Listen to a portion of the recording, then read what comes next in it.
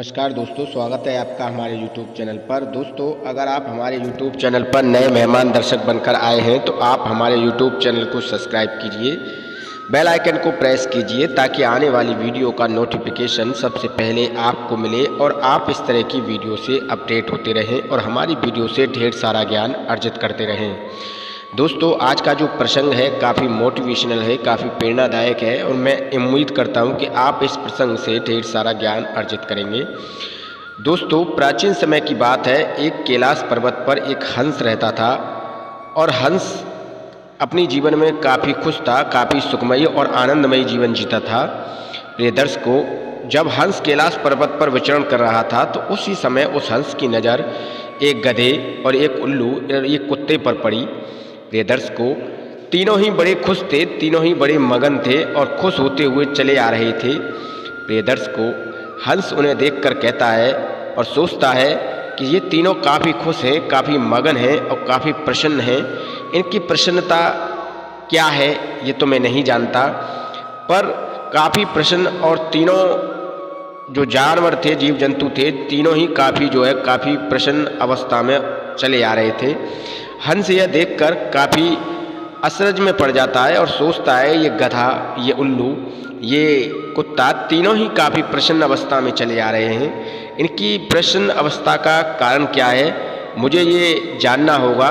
प्रिय दर्शकों, हंस जो था कैलाश मानसरोवर पर्वत पर रहता था और उसी कैलाश मानसरोवर पर्वत पर भगवान भोलेनाथ शिव जी निवास करते थे। प्रिय दर्शकों, हंस के जब मन में ये जिज्ञासा हुई, ये जानने की जिज्ञासा हुई कि ये तीनों काफ़ी प्रसन्न हैं और काफ़ी खुश हैं और इनकी खुशी का कारण क्या है, ये तीनों इतने प्रसन्न क्यों हुए। जब हंस के मन में इस तरह की जिज्ञासा हुई तो उसने सोचा क्यों न भोलेनाथ जी से जाकर इनके बारे में पूछा जाए कि ये तीनों कौन हैं, कहाँ से आए हैं और ये तीनों इतने खुश क्यों हैं, इनकी खुशी का कारण क्या है। प्रिय दर्शकों, जब हंस से न रहा गया तो हंस वहाँ से उड़कर धीरे धीरे भगवान शिव भोलेनाथ के दरबार में पहुँचता है और भगवान भोलेनाथ के दरबार में पहुँचने के बाद वो उन तीनों की प्रसन्नता का और खुशी का कारण भगवान भोलेनाथ से पूछता है और भगवान भोलेनाथ उन तीनों की प्रसन्नता और खुशी का कारण अब उस हंस को बताते हैं। प्रिय दर्शकों, चैनल में आप वीडियो को पूरा लास्ट तक देखें ताकि बेहतर तरीके से आपकी समझ में आए। वीडियो को बिना स्किप किए देखें ताकि कहानी का पूरा सारांश समझ में आए। जब तक का पूरा सारांश आपकी समझ में नहीं आएगा, आपको कहानी का मोटिव पता नहीं चलेगा कि ये कहानी, ये प्रसंग किस पर आधारित है। प्रिय दर्शकों, हंस उड़ता हुआ धीरे धीरे भगवान भोलेनाथ के दरबार में पहुंच जाता है। प्रिय दर्शकों, जब हंस भगवान भोलेनाथ के दरबार में पहुंचता है तो भोलेनाथ जी से कहता है कि हे भोलेनाथ जी, अपने चरणों में मेरा प्रणाम स्वीकार कीजिए। भोलेनाथ उसे तथास्तु कहकर आशीर्वाद देते हैं और कहते हैं, कहो हंस, काफ़ी समय बाद आज आप हमारे दरबार में आए हो, हमारे दरबार में आने का उचित कारण बताइए। प्रिय दर्शकों, हंस कहता है कि हे भगवान, मैं एक बड़े अचरज में पड़ गया हूँ। तीन जंतु इसे ओर चले आ रहे थे और काफ़ी प्रसन्न मुद्रा में थे, उनकी प्रसन्नता का कारण क्या है आप मुझे बताइए। तो भगवान भोलेनाथ बताते हैं कि ये तीनों ब्रह्मा जी के दरबार से चले आ रहे हैं। ब्रह्मा जी के दरबार में इन तीनों की आयु निर्धारित की गई है, इन तीनों की आयु कैसे बांटी गई है। प्रिय दर्शकों, तब हंस भगवान भोलेनाथ से कहता है कि हे भगवान, इन तीनों की आयु ब्रह्मा जी के दरबार में कैसे बांटी गई आप मुझे बताइए।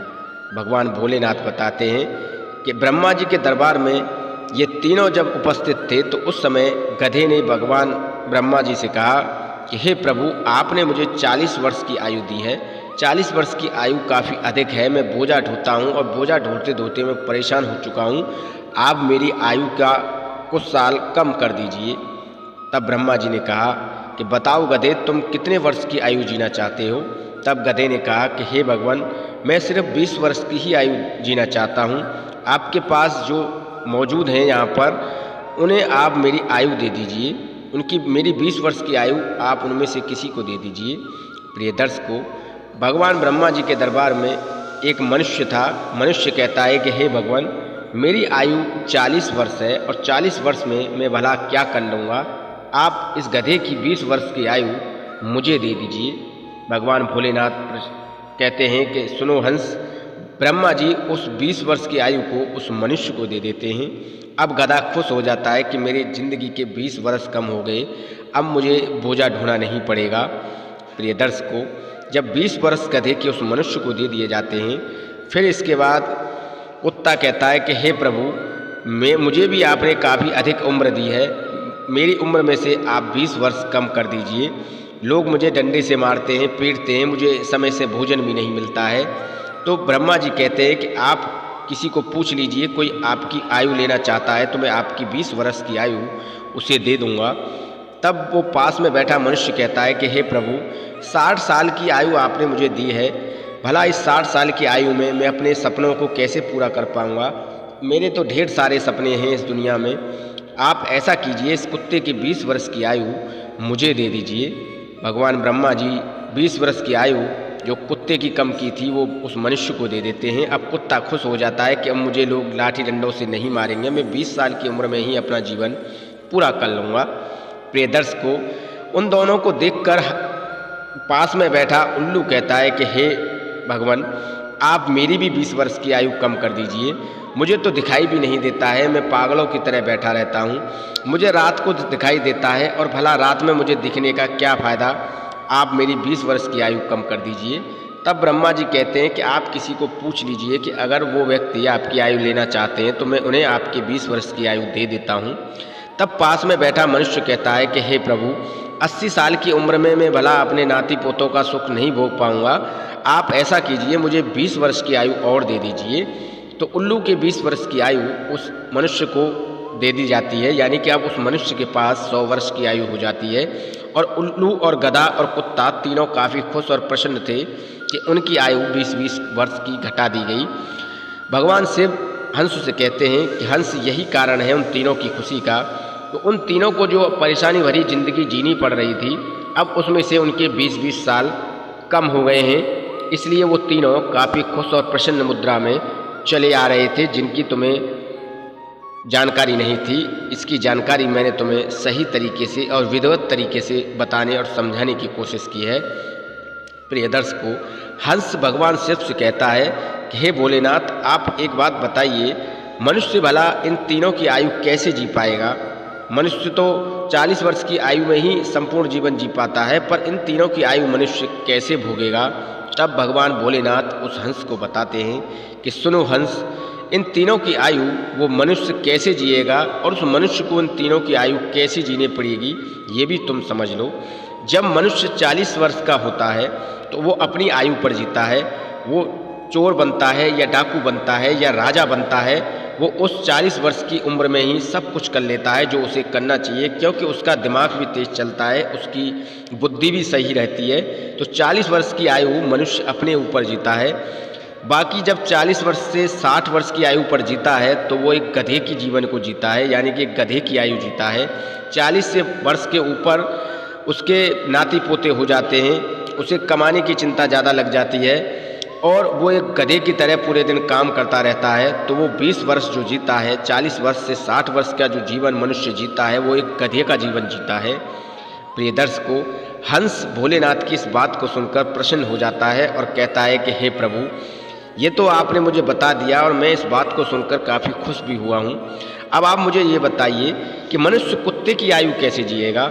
तब भोलेनाथ कहते हैं कि सुनो हंस, 60 वर्ष से 80 वर्ष की आयु जब इंसान की होती है, जब इंसान मनुष्य 60 वर्ष के ऊपर आता है तो उसे सही और अच्छे और बुरे की परख नहीं होती है और वो कुत्ते की तरह सबसे लड़ता झगड़ता रहता है। घर के जो परिवारजन होते हैं, सदस्य होते हैं, उन पर कुत्ते की तरह भौंकता रहता है। तब परिवार के सदस्य भी उसे बिठाकर अलग कर देते हैं और कहते हैं कि इसकी मत सुनो, इस बूढ़े की बुद्धि खराब हो गई है, ये कुत्ते की तरह भौंकता रहता है, इसकी कोई बात नहीं सुननी है, इसे एक तरफ बैठा दो, हमें इससे कोई लेना देना नहीं है, बस इसे रोटी देते रहो।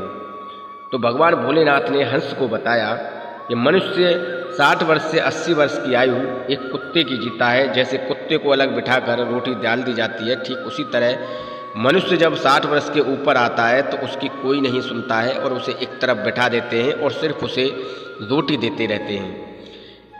प्रिय दर्शकों, हंस यह बात सुनकर अत्यंत खुश हुआ और कहा, भोलेनाथ, अब मुझे आप ये बताइए, मनुष्य उल्लू की आयु कैसे भोगेगा, उल्लू की आयु को मनुष्य कैसे जिएगा। तब भगवान भोलेनाथ कहते हैं कि सुनो हंस, 80 वर्ष के बाद मनुष्य को आंखों से दिखना बंद हो जाता है, उसकी आंखों की रोशनी कम हो जाती है और वो ठीक से चल भी नहीं पाता, उसे दूसरे के सहारे की ज़रूरत पड़ती है। इसलिए 80 वर्ष के बाद मनुष्य उल्लू की आयु जीता है। जैसे उल्लू एक जगह पर बैठा हुआ सब कुछ देखता रहता है, अच्छे बुरे को देखता रहता है, ठीक उसी तरह मनुष्य भी 80 साल के बाद सब कुछ बैठकर देखता रहता है, क्योंकि उसकी आंखों की रोशनी चली जाती है, उसका शारीरिक बल जो होता है वो भी कमज़ोर पड़ जाता है। इसलिए इंसान 80 वर्ष के बाद 80 से और 100 साल तक की जो आयु जीता है वो एक उल्लू की आयु जीता है, उल्लू की उम्र जीता है। इस तरीके से भगवान भोलेनाथ ने हंस को बताया कि इन तीनों की आयु इंसान जीता है, मनुष्य जीता है। 40 वर्ष की आयु इंसान की अपनी होती है जो वो जीता है। इसके बाद जो आयु जीता है वो 20 वर्ष गधे की जीता है, 20 वर्ष कुत्ते की जीता है और बाद 20 वर्ष उल्लू की जीता है। इस तरह इंसान अपने जीवन को पूरा करता है। हंस भगवान भोलेनाथ की बात सुनकर अत्यंत खुश हुआ और अत्यंत प्रसन्न हुआ। तब भगवान भोलेनाथ ने हंस से कहा कि सुनो हंस, उम्र चाहे 40 वर्ष की हो या 20 वर्ष की, अपनी होनी चाहिए। अपनी उम्र पर जो इंसान जीता है उसे कभी कठिनाइयों का और परेशानियों का सामना करना नहीं पड़ता है। इंसान अपनी उम्र के बाद जब उल्लू, गधे और कुत्ते की आयु को जीता है तो उसे काफ़ी परेशानियां और मुश्किलों का सामना करना पड़ता है। उसका जीवन काफ़ी दुखमयी और आनंदमयी तरीके से नहीं जी पाता है, सिर्फ और सिर्फ दुखमयी तरीके से अपना जीवन व्यतीत करता है, क्योंकि आनंदमयी जीवन जीने का जो समय है वो सिर्फ 40 वर्ष तक का ही है। तो प्रिय दर्शकों, हम उम्मीद करते हैं जो जानकारी हमने आपको वीडियो में दी है वो आपको अच्छी लगी होगी और आप इस जानकारी से काफ़ी अच्छी प्रेरणा लेंगे और आप इस जानकारी को दूसरे लोगों को भी शेयर करेंगे। वीडियो अच्छा लगा हो तो 10 लोगों तक ज़रूर शेयर कीजिए, कमेंट सेक्शन में कमेंट कीजिए। तब तक के लिए नमस्कार।